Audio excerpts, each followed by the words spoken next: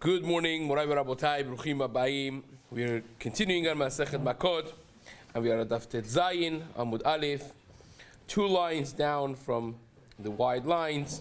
Today's Amud is being learned as a schut for Refuah Shelema Av Mordechai Afshin ben Shoshana Shahnaz.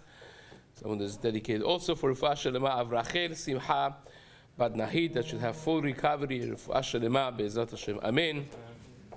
This month's learnings has been sponsored graciously by Dayan family, Kohen family, Shei families. Should have Be'ezrat Hashem ultimate hatzlacha in everything that they do. Amen.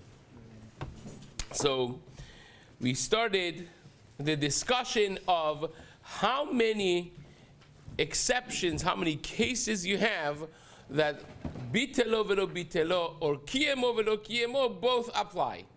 In other words, to do a quick recap, we had a machloket. How does lava nitak lase work exactly? If I do a transgression of a isur, and then there is a fix for it, and therefore I don't get malkut because there is a fix. Now it depends on who you hold. Like Rish Lakish held that every lav hanitak lase, the moment you transgress the lav, you already have an obligation of malkut hovering over your head. Now, if you end up doing the fix of whatever it is that fixes it, the mitzvat aseh, then we of course don't give you lashes. If you don't, if the bedin take you to court and say, well, either do it or we'll lash. Say, I'm not doing it. The moment you say I'm not doing it, they could lash you. But according to Rabbi Yochanan, the only time that you get malkut in a lavanitak lase is if you destroy the possibilities of ever doing the mitzvat aseh. So if they take you to bedin and they tell you do it and say I'm not in the mood to do it, they can't give you lashes because you may still do it afterwards until you completely destroy the opportunity to fix the lav. Now Rabbi Yochanan said yesterday that we have only 2 scenarios that you have a fixed form, according to me, bitelo velo bitelo. What's the first one? The example of the Gemara was what the Gemara says in Chulin Daf Kuf Mem Aleph, Av Shiluach Hakan. The Torah says, Lo tikach et ha'em al habanim. Do not grab the mother bird with the chicks, with the eggs. So that's an isur d'oraita, that when you have a kansipor, when you come across a nest that has the mother and the children there, do not take them together. Shaleach teshalach et ha'em.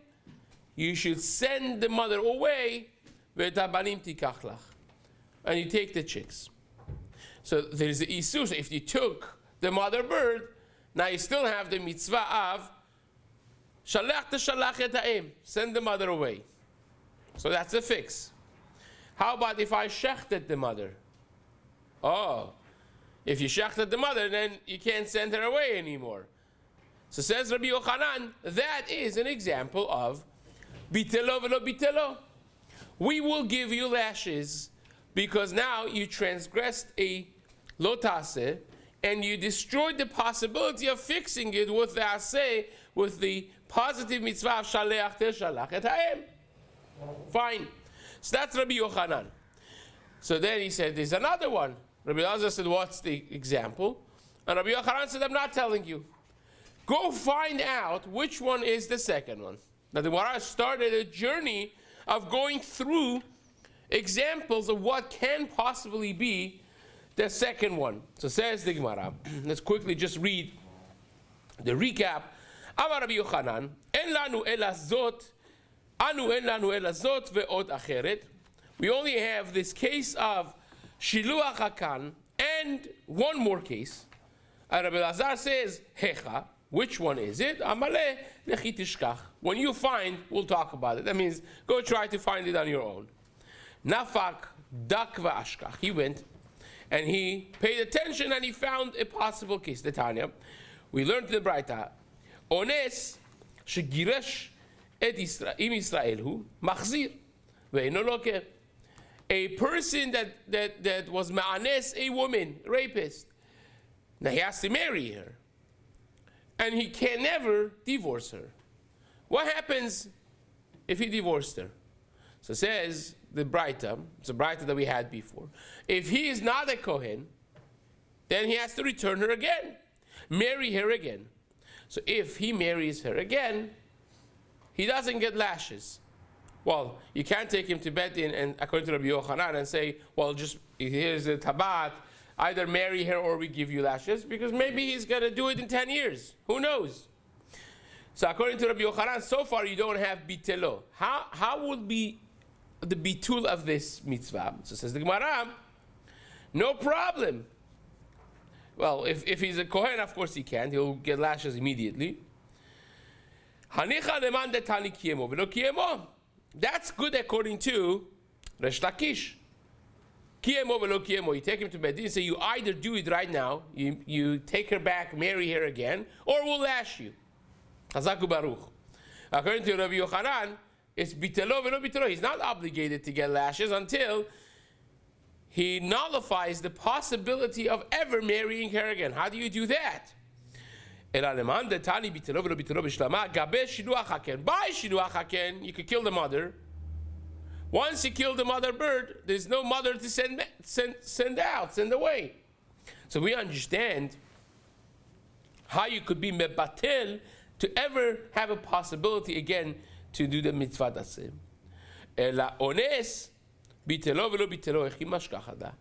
By a case of ma'anes, if he divorced her and he's not marrying her yet, how are you going to have a case that he destroys the possibility of marrying her ever again? Mar says no problem. He becomes a shatchan, right? He goes and marries her off to somebody else. Well, once a woman marries someone else, even if she was married to you before and you're not a Kohen, you can never be machzir girushato, right? After she's nised lacher, after she gets married to someone else, she can never go back to the original husband. So therefore, if you facilitated for her to get married with someone else, now you just made it impossible for yourself to ever marry her again. Amazing. Well, not so amazing. Because how did this happen exactly? You know that you need a woman to agree with a marriage. You can't just go marry somebody off to somebody else. So how did this marriage become a valid nisuin or kiddushin? Says the Gemara, let's go through the two possibilities.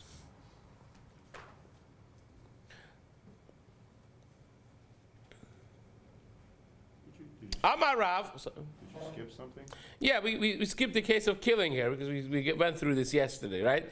The Gemara says you can't say that you killed the woman, right? Because if you kill her, then you get killed yourself. So you're not talking about that. So how do you make sure that now you can never marry her again? The Gemara says if you accept kiddushin from someone else, you marry her off. Now hereby becomes asur halachically for you to marry her ever again. So says the Gemara, Kegosh kibel kiddushin macher, amar Rav, ishavite shaliach, ikame batla. What's the case? If she makes him a shaliach, says, you see Reuben, your friend, I want to marry Reuben. Can you please go and make it happen? So she just made him her agent to accept kiddushin from him. And even though that he doesn't do it himself, he could do it through someone else. You could go to your friend and say, you see Rivka, go tell Rivka I want to marry her. Here is a tabat.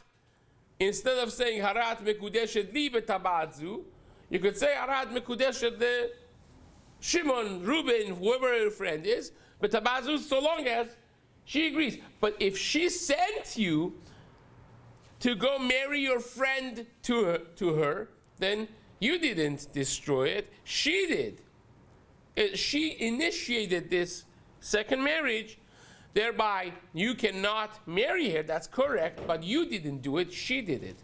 And if she does it, then that's not up to you. and therefore it's not a case of bitelo. You were not mebatel the mitzvah aseh. She did something that, as a side effect, now you can no longer do the mitzvah aseh. But you were not the one who did it. So elamai, you're going to tell me that you did it yourself without she telling you. If she didn't make you a shaliach, then what is it worth? If you go to your friend and you say, my ex-wife should be married to you, without she saying anything before, that's nothing. That's not a kiddushin, it's worth nothing. So she either initiated it, in which case you were not mebatel the kiddushin, the possibility of bringing her back, or she didn't make you an agent, in which case your actions are worthless. You can't just walk to somebody and say, be mekadesh a woman without her consent, and therefore it's worthless. Kol kamineh v'lo kelumu, it's nothing. El amar Rav Simi min Arda. Rav Simi min Arda said, kegon sheidira barabim. The case is, you go publicly and you make a neder that she cannot have hana'ah from you ever again. You make a neder that says, I'm madir, that you are not allowed to have any hana'ah from me from this moment on. Now, if somebody cannot have hana'ah from you, they can't be married to you. So therefore, it's not that it's asur for you to marry them, but you can never marry them. So automatically becomes asur midoraita for her to be married to you due to the neder that you just made. So Mara says, well, now, if you make a neder in public, it has much more power than a neder that is made privately. Because there's a whole machloket whether or not a neder made publicly can ever be annulled. So says the Gemara, fine. Hanicha leman da'amar neder shehudar barabim elo afara. That's only good according to the shita de man da'amar that holds that a public neder has no hafara. But according to the man da'amar yesh lo hafara ma'ika lememar. What's the second case of Rabbi Yochanan according to the man da'amar that you could make a hafara, a neder, even if it was made publicly? The Mara says no. The madirah la al da'at rabim. I don't mean that you just did it publicly, but that you hinged the hatara of the neder to da'at rabim. According to Ramban, maybe you have to also be in the middle of the people. It has to be barabim val da'at rabim. So you go in front of hundreds of people, thousands of people, and you say, according to the mind of everyone over here, you should be mudar hana'ah from me. So you did it publicly and you hinged it to the consent of every person that you don't have any hafara, says the Gemara. The Amar Amemar said, Hilcheta. The halacha is, whenever the Gemara says Hilcheta, is halacha Moshe Sinai, Neder shehudar barabim, yesh lo hafara. If it was done in public, you could fix it, you could have hatara. Al da'at rabim en lo hafara. But if you did it al da'at rabim, you hinged it to the consent, the mindset of everyone there, then en lo hafara. You don't have any other way out of it. So the Gemara finally feels that we found the second case of Rabbi Yochanan. What's the second case that you could destroy the possibility of mitzvat aseh, and therefore we will lash you on the spot? Is case of rape, that he married her, he divorced her, and as he divorces her, he says, I will never give you, you are not allowed to have any hana'ah from me ever again, and that's in public. Al dat rabim, he makes this hafara. So now he no longer is allowed to be married to this woman, and the Beit Din now will lash him. So we think we found the second case. Now, in about 15 lines, we come back to this, and we will refute this, and we'll see that this is not the second case. But right now, for the next 15 lines, the Gemara is going to think that we found the second case, right? Now, the Gemara's only problem is that it? You only have 2 cases? How about this, this, and this? We're going to have a number of other examples that seemingly should be also possible, according to Rabbi Yochanan, to get lashes, to get malkut, and the Gemara is going to refute them one by one. So the Gemara says, "Ve'tu leka." We don't have any other cases. Ve'ha'ika.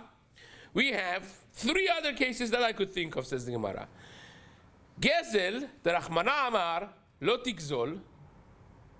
Ve'eshiv et ha'gezela. Hashem says, don't steal, but if you did, hashiv et ha'gezela, return the gezela. Or the same case is with mashkon. When you loan something to someone and you get a guarantor, you get a mashkon on the loan. And the mashkon you have to return. For some people, you have to return it every day and then take it in the morning back again. So says the Gemara, mashkon derachmana ma lo tavo el beto la'avot avoto. And the fix for it is, hashev tashiv lo avot. You have to return it to him. And in both of those cases, you have something that belongs to him that you have to give him. You're not giving it to him. But you could. So you're not mebatel. You haven't nullified the possibility of giving it back to him. Unless, of course, you burn it. So if you burnt the stolen object, if you burnt the avot, the mashkon, then you just nullified, right, the possibility of giving it. You remember, originally we gave this as a hypothetical example of this case of lav hanita klase, according to Rabbi Yochanan. And now the Gemara is going to say, well, not so simple. Because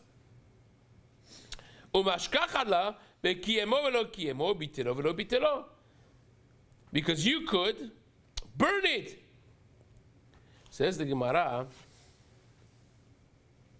Hatam kevan de chayav tashlumin en lo keu meshalim. There, because even if you burn it, at the end of the day, you have to still pay for it because you stole it. Or you have to pay for it because it's the mashkon that belonged to him. You have to pay the equivalence of the worth of this thing that you burnt. Still, you're not going to get lashes. Now, this does not mean that it is kim lebedraba mine.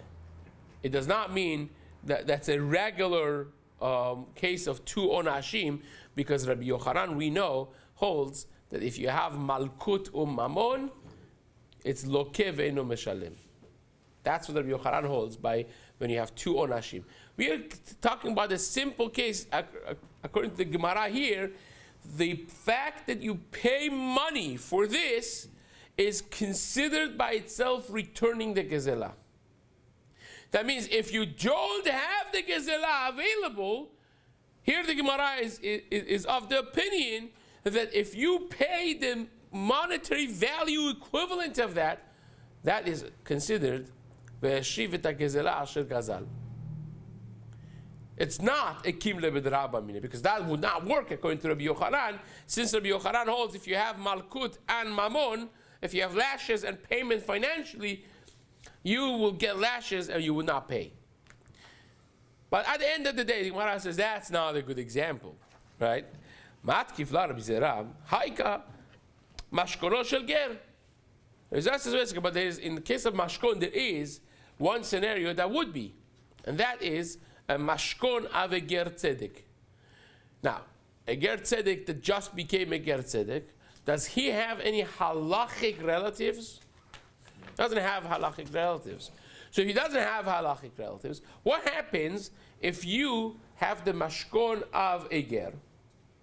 Then you burn it, and now the ger, you have to pay him, right? And now, umet hager, he passed away. So there's no one to pay because there's no yorshim, so you just don't pay it.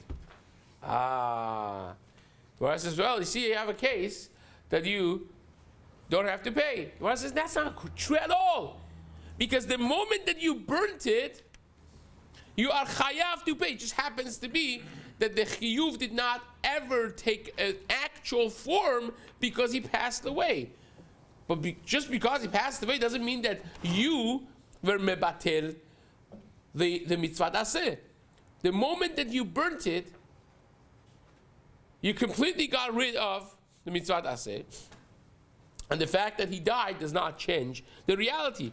Don't So, you pay the Kohen? sorry. The Torah says you pay the Kohen if there's no heirs, right? The Torah does not necessarily, but again, this is not a mitzvah of tashlumin to him. When you have him or his children, his heirs, then you're actually paying him back, right? If you may have to do certain things for takana when you stole and there's no payment, but that's not considered ve'shivet hagezela. Hatam gavra bal tashluminu. The person is chayav to pay. The moment that he burnt this mashkon, he is chayav to pay. It just happens to be the shibud adegerhu de kapaka. But the shibud, the entitlement of the ger, went away by him passing away. That does not affect you, so therefore you still will get what you deserve halachically. So says the Gemara,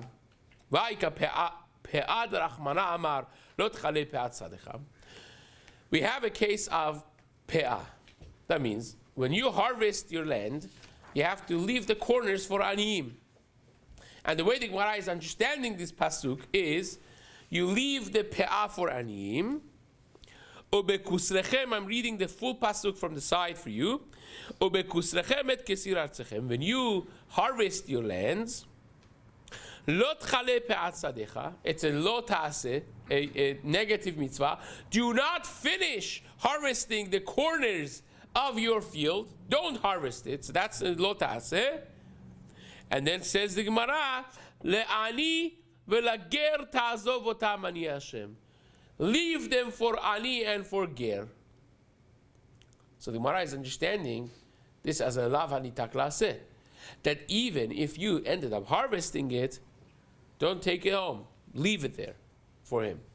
So you have a lo ta'aseh, and then it says la'ani v'lager ta'azov otam. Amazing, says the Gemara. This actually could be a example of bitelo v'lo bitelo in lav hanitak la'aseh. This should be the second example. Says the Gemara like this: the mashkacha lebekiyemo v'lo kiyemo bitelo v'lo bitelo. Ditran, we learned in the Mishnah, mitzvat pe'ah le'afrish min hakama. The real mitzvah of leaving pe'ah is b'kama, when the stalks of wheat are standing. Before you harvest them, just leave them. Do not harvest. Do not cut them. Just leave the corners, and aniyim and the gerim come and do it themselves. Says the Gemara, lo hifrish min hakama. If you didn't, and you harvested the whole thing, mafrish min ha'omarin. Then you have the bundles. You separate from the bundles, and you leave it in your land for them. Lo ifrish min ha'omarim. If you didn't do from the bundles, mafrish min ha'keri. You still will separate it from the actual produce that now you have separated, and you made it a mountain of wheat or barley, whatever it is. You separate from that. Lo ifrish min ha'omarim, mafrish min ha'keri, ad shelo mireach. Until you smoothen the piles that you have. Mirecho maaser v'noten lo. If you already have done miruach, now you're chayav beterumot u'maaserot. Then you have to first separate terumot u'maaserot, and then you give it to them. So says the Gemara, you see from here that until you do the keri, you could give it. Afterwards, you can't give it. Gemara says no. Rabbi Ishmael, Damar, af mafrish min ha'esa. Even if you did, in other words, if you had it from the kri, if you had it from the pile, that's the maximum you could give. But if I grind up this and make it to flour, then I was koneh the entire thing with shinui ha'maaseh and shinui Hashem. I changed the item. I no longer have to give it to the ani. So I now was mebatel the mitzvah of la'ani v'lager ta'azov otam. Says the Gemara, I found the case. You have a lo ta'aseh, don't harvest the corners. If you transgress that, fix it by giving it. And the Mishnah says, well, if you harvested them, leave the bundles. If you took the bundles, leave the actual produce, right? And if you already put it on a pile, you still would separate maserot and then you give it to him. But if you already ground it up to flour, no longer you could give it back to the ani. Now you were mebatel the mitzvat aseh av le'ani ve'lager ta'azov otam, and says the Gemara, aha, I found another case.